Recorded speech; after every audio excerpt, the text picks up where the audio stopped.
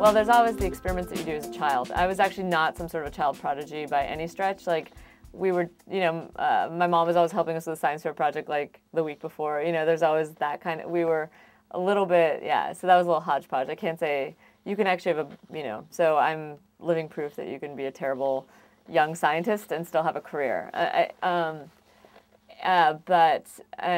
so I think when I got to college was the first time I'd ever really done, so we weren't American, so we didn't really know a lot about like all these like summer programs and fancy things that you could do to get like an early start. And we were just, and I was pretty clueless. Like, I'm the kind of person that instead of thinking, oh, I can, skip grades, I was just like, how am I going to get 100 in everything and do, like, I was always working within my confines, which I think is good. Like, sometimes if you think too far, like 3 steps ahead, you don't really appreciate what you have. But I think my whole education was about doing what I could at the time.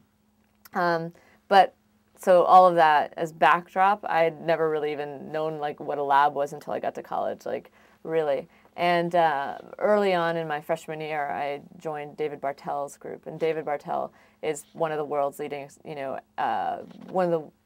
a pioneer of RNA and understanding sort of microRNAs and how they work. So he's tremendous, and yeah, and I was his second person in his lab. So he just started at MIT. He had a spectacular technician, and then he had me, and I was not good. I just picked up the pipette for the first time, and if you know anything about RNA work, it's very difficult because RNA is not nearly as stable as DNA, and so you can contaminate it really easily.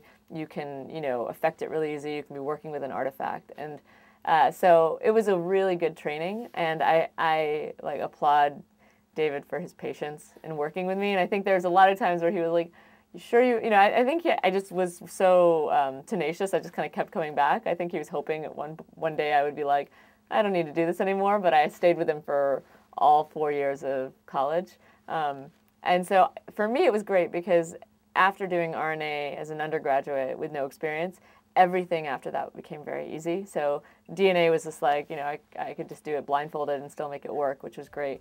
But it was definitely a interesting slow start.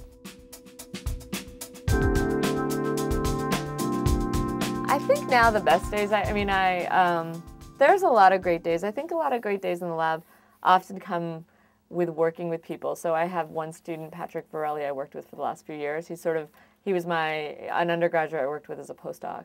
And some of the best days were just the two of us sitting together in a room, going back and forth. Like, he's a computer science, well, he's a physics major, but with a big computer science training. So he was doing a lot of the more rigorous programming we needed to do, and I was doing a lot of the analysis. So we'd go back and forth. And this most recent paper that we did where we talk about Lassa fever and the hair and sweat in Asia and all sorts of things, we were developing a lot of tests. And I think this 6-week period where Patrick came from, vacation, and the two of us worked 16 hours a day for 6 weeks, just plugging away, running analysis on the genome, high-fiving. We both had like headphones going, and we would, go back and forth and would high-five each other like every time something cool happened. I think that's the kind of stuff where it's funny. We talk about it as being like the most fun time ever, even though we really just sat, woke up, grabbed breakfast, like came in. It was every day we'd sort of like touch base and be in there, and it was great.